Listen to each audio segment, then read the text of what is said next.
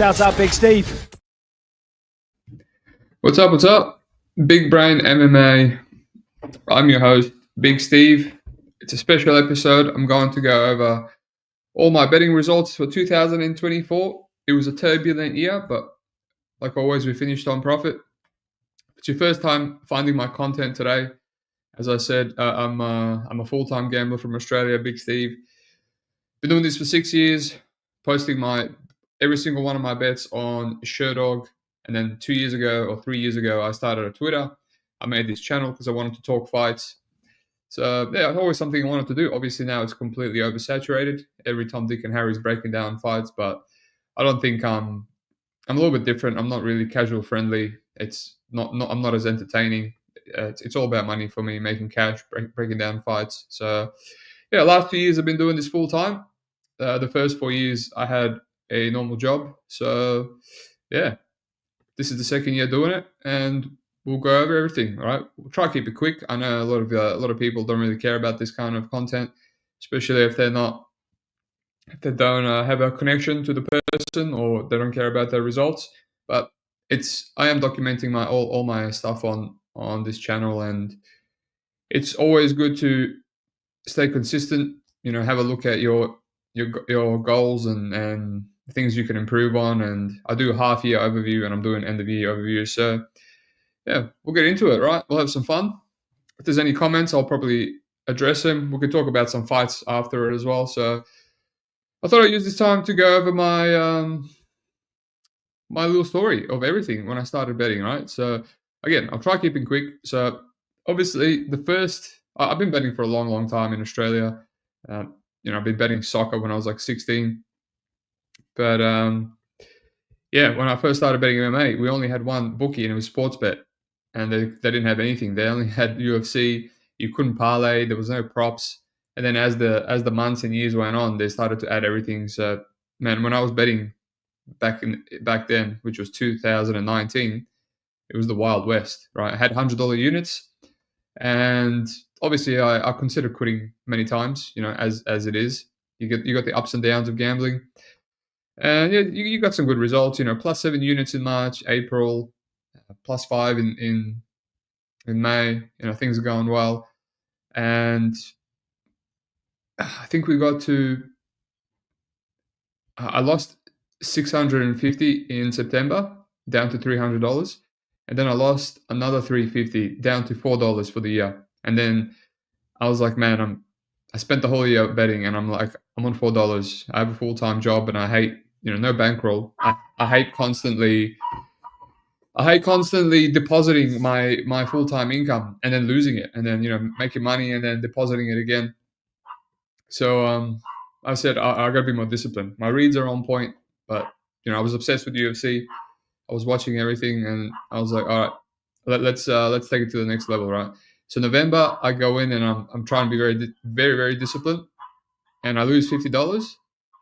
I lose another $120 on Zabit Qatar, and then I make 450 on Jan Jacare, right? And then I make 170 on Biggie Overeem, then 200 on Usman Kobe, then 750 on Zombie Edgar, and then Bellator Rampage versus Fedor, I'll make another 200. So basically, I get out on 1,600, just in the last 2 months, November and December, and yeah, that's it. I was going to quit. I said if I don't turn it around, and I don't start making these reads into something good, yeah, I'm going to quit, because I hate losing my money that I'm making from my full-time job. And after that, after I ended the year, I never looked back. So January, I profited, $500. Then I lost big in February, but then I won another 300. And yeah, from then on, 17 units. Then Corona started. Changed my units to 200, increased them. Then, had 15 units in June, and then I increased to 400, 21 units after that. 12 units after that, 16 units again, 1.9, and 14 units again. And I finished the year on 30,000. My second year betting after, wanting to quit, 30,000, right, in 2020. Still have a full-time job, so I'm reckoning the cash, normal money and then betting money on the side, which is not taxable in Australia. So life's good. Riding high. Let me address this comment. Do you get a benefit or anything in Aussie? What is it? What do you mean by benefit? Anything specific? Yeah, like there's a benefit that I don't have to pay tax, but Nick Pearson, we love you because you don't cater to the filthy casuals. Keep bossing it. Oh, that's it, mate. That's it. I like to think uh, the thing that I do my content, it's very niche and it's very hard to build a quick following with a niche. Right? I'll call out there's a guy that I found recently, Bet Sam. He probably doesn't listen to this. Bet Sam is a New Zealand bettor. He doesn't bet big. I think he bets like hundreds, 50s, hundreds. But a very entertaining guy. I like watching his streams, and he's got 3,000 something followers. And I went on his thing, and he only started his YouTube channel a year ago, and I'm not even on 1,000. I started 3 years ago, and it's because I have a business as well, and I do content, and I know what people like, and YouTube is very catered to casuals, like things that everyone finds entertaining. And what I do, it's not entertaining for everyone, and obviously it's very specific. But anyway, yeah. So 30,000 in the second year. Again, no going back. 1 unit in January, 8 units February. Changed my units up to 500. Right. My style is I always aggressively increase my units. Right. It's all about money for me. It's not really how many units I make. I don't want to make 100 units per event or 50 units per event like some of the guys that have $50 units. It's not about units. It's not about look how much units I make. All I care about is cash. Right. So if I make 1 unit and my unit is $2,000, that's what I need to pay the bills. So I'm on $500 units now. We'll keep on going. 2.1. I don't really have my units there for April. Oh well. Break even for June, 2 units. July, lost 8.4 units there. All right, this is good. So I was up 4,000 by April. Right, this is 2021. So this is one of the biggest bad years or years that I had going back. So setbacks, I should say. So I go up to 4,800 in profit, and then my full-time job kind of started taking over my life. I was a salesman, working long hours, and I also was training a lot. I started training jiu-jitsu, and I was training like 4 or 5 times a week. So it was just like constant, straight, get home from work, shower, and straight to training. And it's like the whole day with no tape. So I was like, all right, I've been doing this long enough. I've got a customer base, a client, a network that I trust, people that I know. I'll just tail them. And then I just started tailing people from April onwards, right? May. And then I just, went down to 4,200. And, June, nothing, 2 units. And then July, 8.4 units. And then August, I made 3 units. And then I made another 9.4. But I almost wiped out all my profit by just tailing others and just messing around. And that's what I said, I can't really trust anyone. All right. And 9.4, then 22 units in October, one of the best months I've ever had. Right. I'm on 18,000 now. I changed it to 600. Right. We'll keep on going. 5 units. Right. So I'm pretty consistent. November, December. So I finished here on 23,000. That was a step back, but that's because I had a really bad August, and yeah, just doing things that I shouldn't have been doing, and you learn from these mistakes. You learn from these mistakes. Man, there's a lot of noise today. Freaking dogs and all right. So where are we at now? 2022. Start off with 5 units. February up to 800. Then I changed it to 1,000. Right. Pretty straightforward.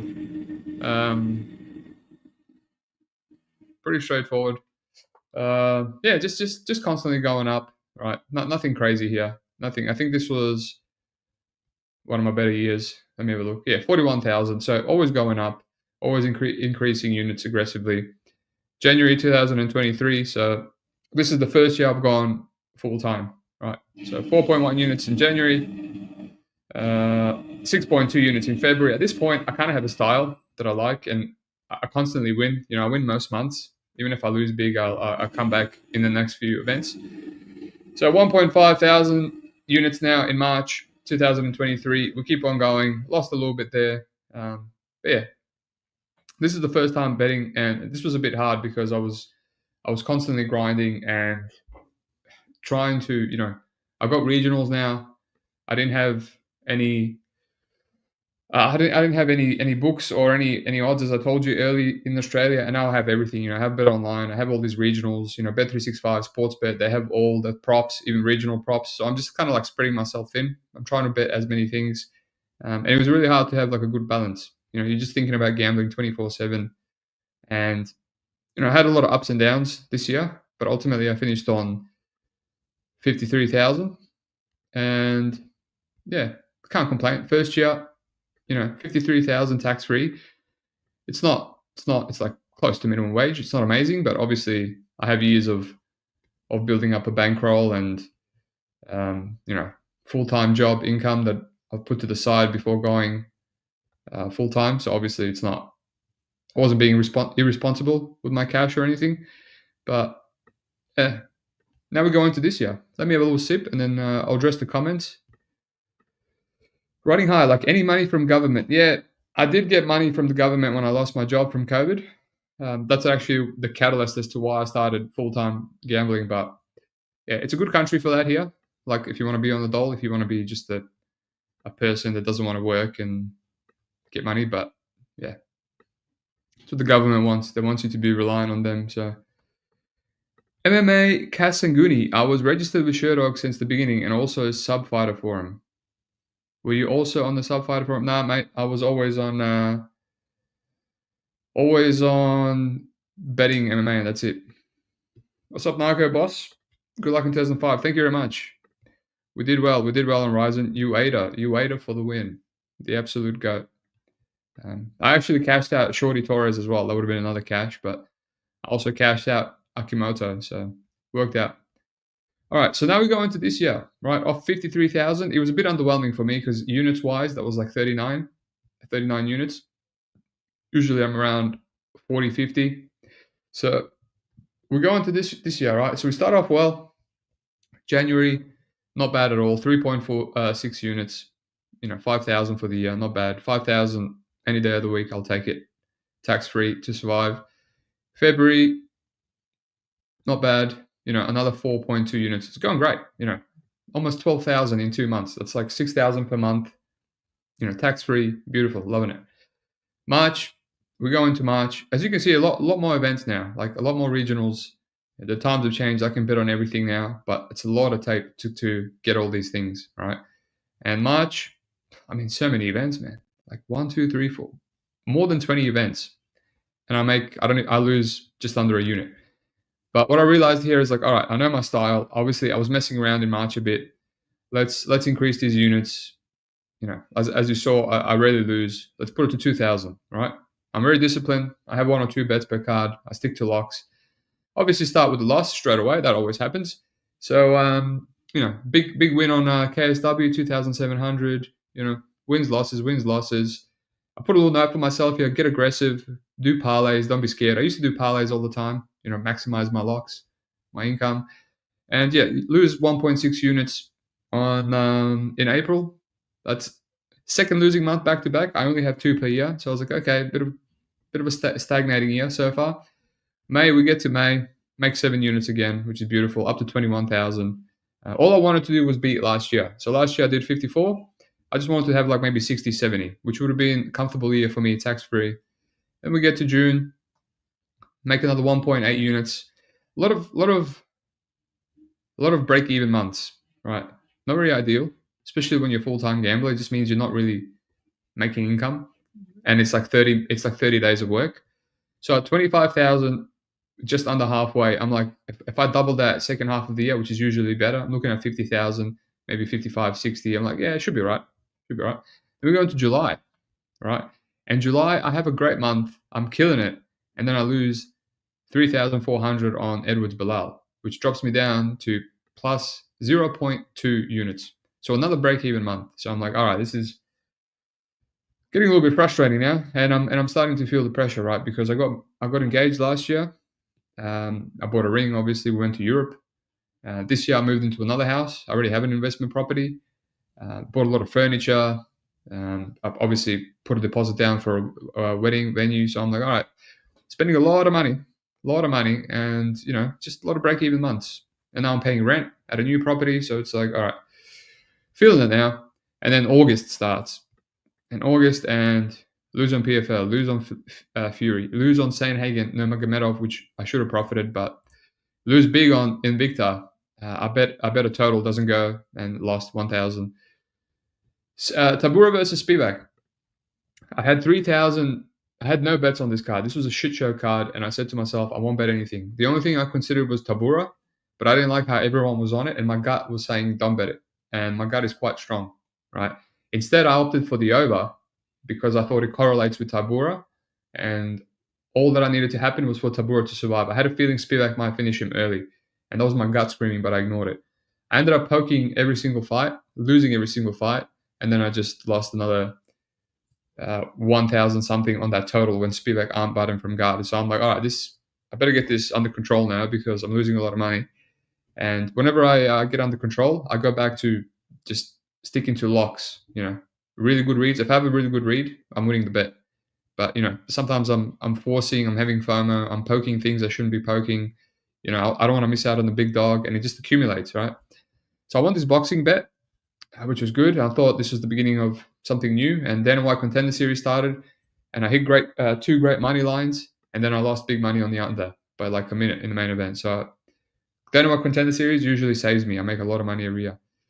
Make a little bit of profit on PFL, and then I lose another 2,000 on UFC, and another 1,500 on Dana White Contender Series. And at this point, I'm like, wow, the bankroll is. I haven't checked the bankroll in a while.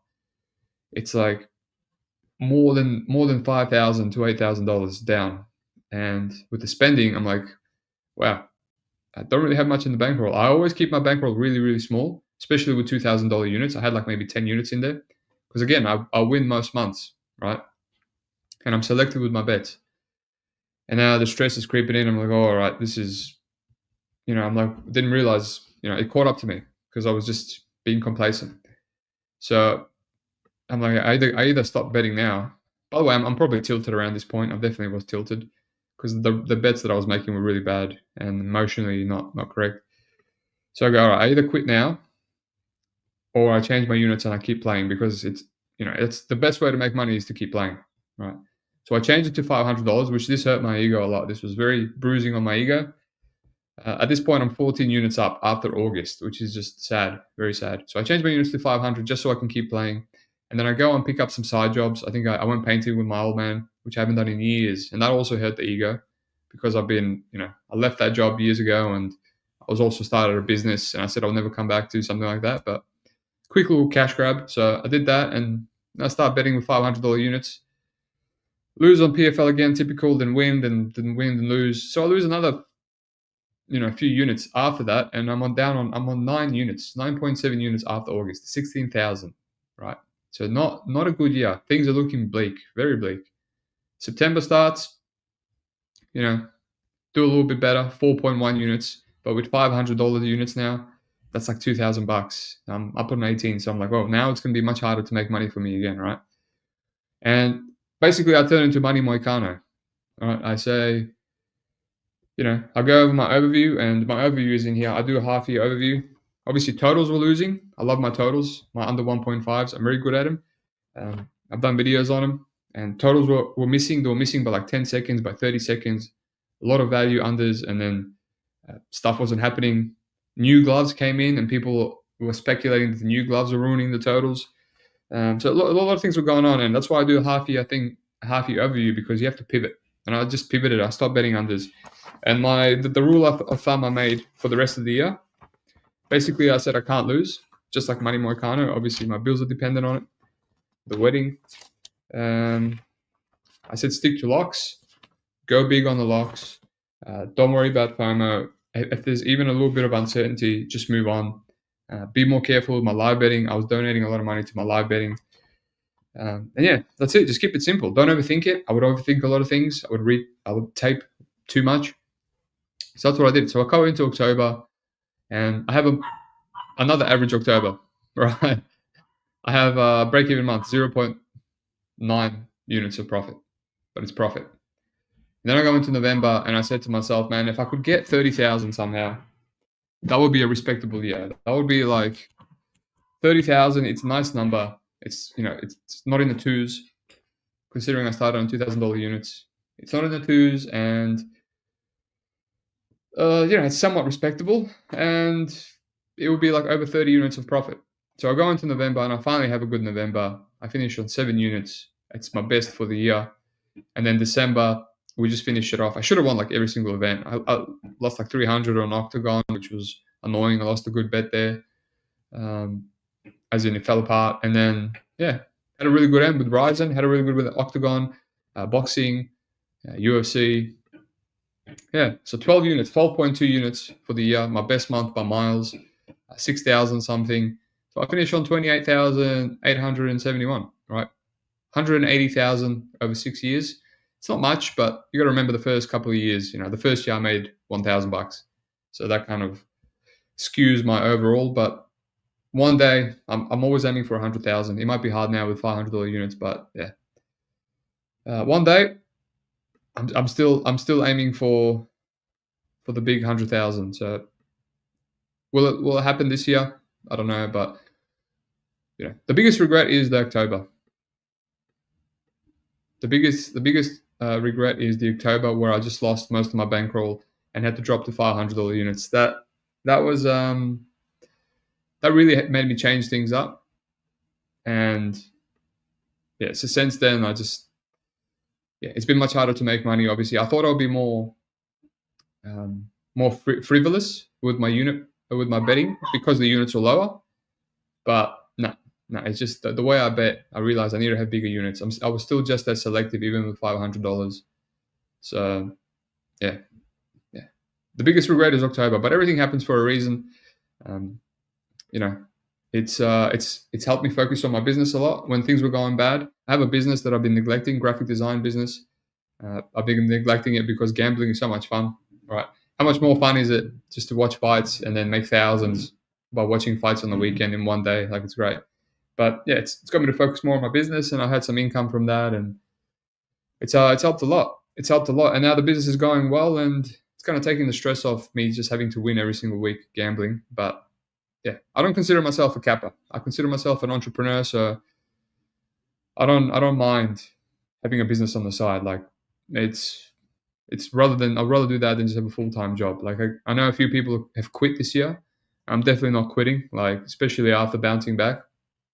Can't quit. It's too much fun. Too much fun.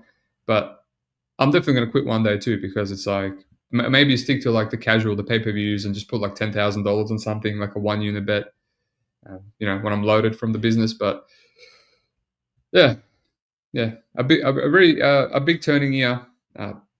My goal is definitely to go to $1,000 units, but I don't know how easy that's going to be. I'll have to have more months like December, right, where I have made 12 units, which was 6,000, and that's the minimum because I paid $2,000 rent as well. So I need to make at least 6,000 every single month on $500 units, if not more. Just be selective. And what I will say is it's not as easy anymore. It's definitely hard. I used to bet every single card, every single fight on the UFC card. I used to clean up because you could just get good reads and the odds were all playable. Round 1 knockout was like $8 for Johnny Walker. Now it's like $3. It's some of the obvious ones are like chalk. So I think things have changed completely. Live betting is much harder, but we'll keep on pivoting. We'll keep on pivoting. Like, it's we'll keep on pivoting, keep on adjusting. The profit is the main thing. I've never lost profit in a year. Like, I never will. I think profiting, if you're going to like pay a tout or tail anyone, I think profiting for the year is the bare minimum you should do. Right? I don't think it's hard, honestly. Right? And my style is not very exciting. Right? If you look at my thing, and Bet MMA, I don't really use Bet MMA. It's not. I bet during the cards a lot of the times, and when the fights have already started, so I can't thing. And obviously my live bets are not on there, but it's just good to track roughly, and just keeps going up. It's very slow and steady. It's kind of like investing for me. So Nothing exciting about it, but no big spikes up, but also no big spikes down. So just consistent profit is what I'm into. Alrighty, so that's it. I mean, yeah, a big step backwards from 53,000 to 28,000.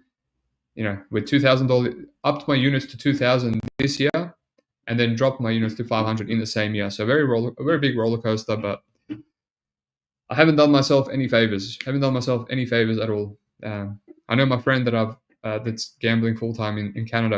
I respect him a lot. One of the best.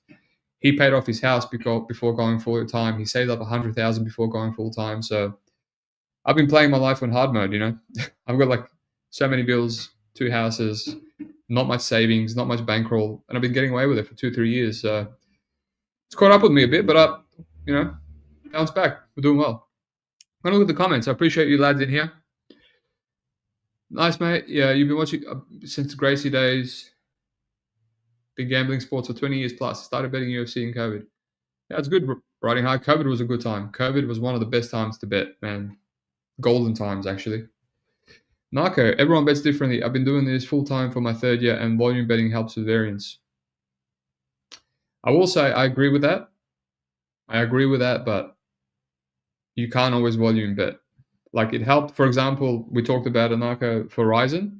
That would have been great, you know, volume betting. I had so many bets and they were fine, you know, and I lost like one bet and I cashed out Shorty Torres, which would have won as well.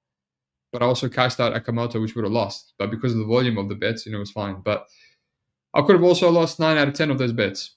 And then you get absolutely rinsed by having heaps of volume, you know. But yeah, back in the day on the UFC, I used to have a lot of bets and the volume saved me. You know, I was right more than I was wrong. But it's different now, you know. If I have a good read on the card, yes, I'll have a lot of volume, but betting is very similar to poker. I would say so. Business is graphic design. I have a graphic design business. I specialize in branding, so helping small to large businesses grow their brand, right? So logos, obviously I've done my own brand, the logo, my own thumbnails. So I thought about sharing it on my Twitter because I wouldn't mind some more income, right? It's gone quiet during the Christmas period. And yeah, I need as much money for the wedding. You know, still a big bill to pay off. So I might do that. You know, if people don't like it, it is what it is. I've got 1,400 followers on there. Surely someone has a business that needs redesigning, right? And I helped Evan with his logo, and I'm happy to help the MMA community with their logos, you know, for cheaper. It's no issues at all. Some narco chat. Moneyline. Thanks for helping me make some money this year. 2025 will be a good one. No worries, Moneyline. Hope you made some bank. Nick Pearson, you're too shelf because you keep it real. You deserve the 100K. You're gonna. What's too shelf? I don't know what too shelf means, but Kevin also started betting in 2019. Always with twinsies, mate. Twinsies, definitely my most profitable sport. I don't think there's a better sport to bet on. Honestly, obviously it was a new sport and it's becoming a bit more mainstream and it's getting harder. But with all the regionals, I still think there's so much edge out there. And obviously, as you get better, I found fading the public this year was very good. Obviously, I wouldn't be able to do that a few years ago. I would probably be on the CLV, the closing line maybe with the public, but I was good enough to fade the public a lot this year. So it's always going to be an edge. You just have to keep evolving, I guess. Riding high. I can tell you're very conservative with your bets, and it's a good way to be. You can't get silly. Look, whenever I get silly, man, I lose money. And I used to chase. I used to chase. MMA Kasanguni. Big Steve, would you invest in buying a condo in Bangkok? Sure, why not? Sure, why not? Mate, what? The year that I made the most money, I was also made the most money with my business and the most money with crypto. And if I had that kind of money again, yeah, I would buy a condo in Bangkok. Why not? Nick Pearson, top shelf. Thank you, my friend. I appreciate it. I actually thought I was going to go a lot longer. But yeah, I guess not. Again, I didn't want to go for too long. But yeah. I'm very thankful, very grateful to be able to do this still. It was a very rough year. I'm grateful for the stress that you get. And then it builds calluses, builds stress calluses too. So yeah, I'm grateful for the Discord. I started the Discord 2 years ago, so I'm not as active in Sherdog anymore, but I'm in there as well, and a lot of sharp people in there. I should call out some people in there, but there's so many. We've got Dave, Bakayako, Sando. These people that don't have Instagrams. Parky, Nick. That's a very basic name. Could be any Nick. Uh, Author from Poland. BS Baz 456 from Netherlands. BV. I'll give him a shout out, even though all he does is troll. Then I've got some people, well-known people in there, like Chad and Dogfather and Pierce. Got Lou Betcher in there. Right. Some funny people. Pepe's in there. Pepe comes and goes. Pirate, add a pirate in there. Rise by Moon, really good sharp European guy. Subliminal, sharp European guy. Ube, the guy that gives me all the kickboxing locks. Got Evan in there. Tippy MMA, very sharp Polish guy. Yeah, just good to have a chat. I put all my bets in the Discord. It's good to have a good network. People you can trust. Likewise, Narco, we will chat a bit more. I'm in Narco's Discord too, which is good, but yeah. There's a lot of YouTube personalities in there, and I don't gel well with some personalities, right? That's why I made my own Discord. Nothing personal. I have a YouTube channel myself, obviously, but I always found YouTube personalities would clash because they seem to care a lot about clout and not the best betters. But yeah, Narco's one of the good guys. Narco's one of the good guys. I was up 97 units and then lost 3 cards. The last 3 cards decided to destroy me. That's it. Whenever you're on a good run and you decide to get greedy, it goes downhill. I feel like you just have to be conservative all year round. Because one step up, especially with how hard it is to bet UFC these days and the variance and whatnot, it gets you. It gets you. Oh, well, that's it. I didn't really have a speech. Didn't really have a plan on what I was going to say. But yeah, 32 minutes. I think that will do. I might edit this anyway and make a nice little video without all my pauses and mumbling. And yeah, good luck to everyone this year. Like and subscribe if you want. If not, it's all good. Follow me on Twitter if you want all my free leans. Follow me on Sherdog if you want all my free leans. Discord is not for free, but I want a place for people that are serious about money. So I think it's like 30 USD a month to be in with all the sharps and to be in with myself and see all their bets and all their leans. So yeah, Discord, Spotify, YouTube, Twitter, Sherdog, whatevs. All right, peace out. Like and subscribe.